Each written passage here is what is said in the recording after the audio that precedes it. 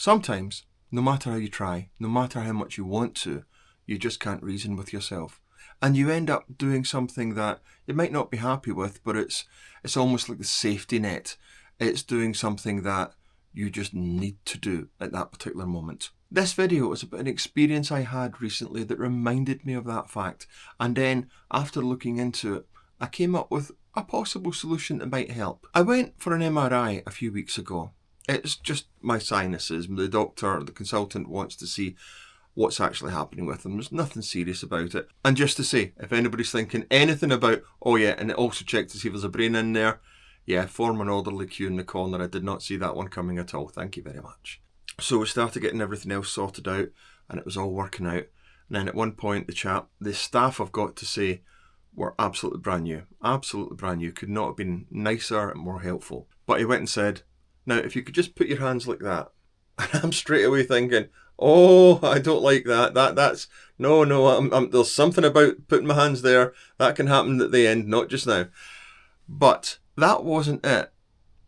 But it helped build it, and I could feel this pressure starting to build.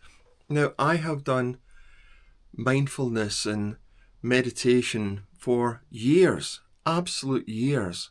But for some reason, no matter how much I tried, eyes open, eyes shut, whatever, I could not stop this pressure starting to build. And then I thought we'd moved in. I thought they'd put me in a bit, but then it was just a little bit. They started putting padding around so that I moved in without any scrapes against the wall or something like that. I'm not sure about that. But then I just felt it tight. And as much as I tried, after a minute or two, I was just like, I can't take this. It's true. And I can't even, there wasn't a moment that I could say, that's it. I was just like, nope, and hit that button. And that was it. It was over. The staff were lovely. I've got to emphasise that. They're absolutely so supportive, really nice people. Things like that don't sit well with me. And so I was thinking about it. And when I came home, I looked into it. Is it claustrophobia? What could have happened? And what it seems to have been is, rather than it being something like a fear or something like that, it seems to have been more physical. It seems to have been something that, bottom up, if you like, somatic. It was within the body. It was a reaction. And it was a reaction that happened that fast that I couldn't think my way out of it. No amount of, for me anyway, no amount of meditation or breathing exercises or anything like that, especially when you think about it, when you talk a lot about breathing exercises or somatic exercises and these kind of things, if you are trying to release tension, then there's a lot of movement involved, especially around the shoulders. I was very much like that, and this machine could not move. So there wasn't that chance to just go, There wasn't that chance to relax or move or anything like that, or stretch. And so it just got worse. And from that, I realised that there have been a few things that's happened to me in the past where this has happened, and it's a more physical thing. Like I said, it's a bottom-up thing rather than something that's cognitive, something that I could think my way out of. And that ended me up with a 3-word exercise, if you like, called Notice, Name, Nudge. It's similar to a lot of these things. I'm not claiming originality on this. It's the one that worked for me. I have recommended in the past things like Capture, Challenge, Change. But that, in this case, I don't think worked, because when you challenge something, there's a bit of a thought process going on there. And in this case, the thought process, well, it was overridden. There was no thinking. It was just like, right, this is the shortcut to how we know gets us safety. Bang, hit the button. Notice, name, nudge. Going through that process, when I started to notice that coming up, just to be able to go, call it a name, like overwhelm, whatever. And then the nudge is something simple. It's a shortcut. Could be the button. It could be deep breath, even though that wasn't too possible in that particular circumstance.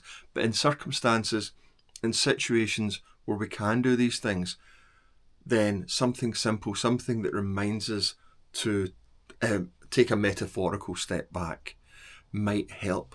And there are times, not just when you're in an MRI machine, that this can actually happen. These reactions can happen. For me, I sometimes start to feel overwhelmed. Now, you might say that the overwhelm is more of a thought process gone mad. Sometimes it is, sometimes it isn't. Sometimes it can be triggered by situations or whatever. But when I get the chance, I find myself now quite automatically just going, right.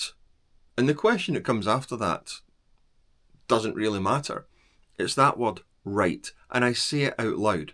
It might be sometimes a wee bit whispered into myself, but quite often I'll just say, right. And at that point, I am saying to myself, okay, pause, what's actually going on here? That is the shorthand. That is the nudge. I have felt something coming on. I recognise what it is. So I felt it coming on, that's the notice. I recognise what it is, that's the name. And then I use the nudge, which is in those cases me saying, right. I'll probably go into this in another video in more detail about ways of working this out. But if you find yourself in situations where no amount of breathing exercises, no amount of calming yourself down or thought processes is helping, maybe something where you find your nudge, you find your shorthand, it might just help.